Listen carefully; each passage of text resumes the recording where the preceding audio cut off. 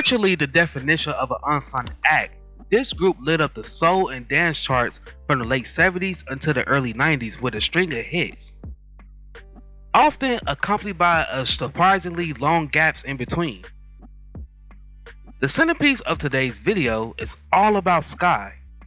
Now before we start, let's be sure to leave a like on the video, subscribe to the channel, and push that notification bell to be sure you won't miss out any more content. Now without further ado, let's cue that intro.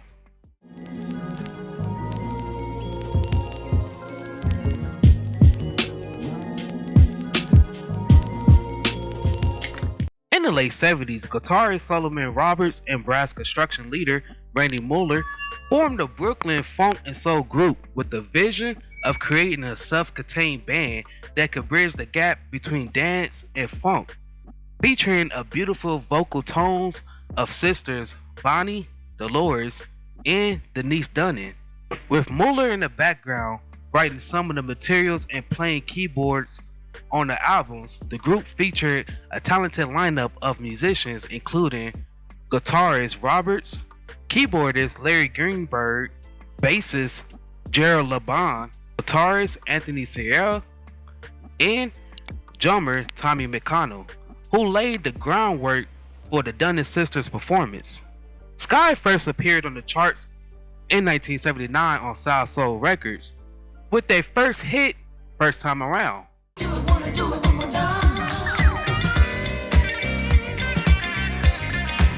But their biggest crossover success came 3 years later with the funky #1 hit, Call Me.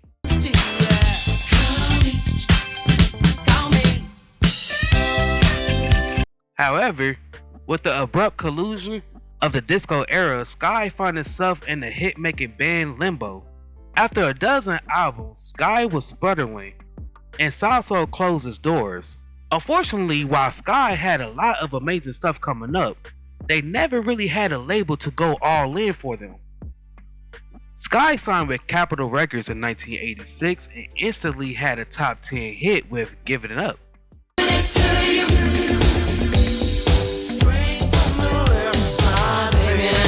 But the album failed due to the lack of promotion, and Skyy was once again unsigned. Skyy had years of inactivity while the group sought other contracts.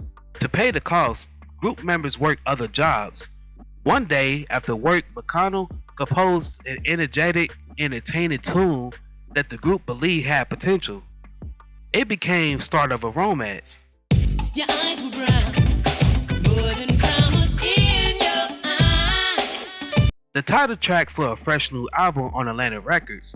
It had so much success, peaking at #1.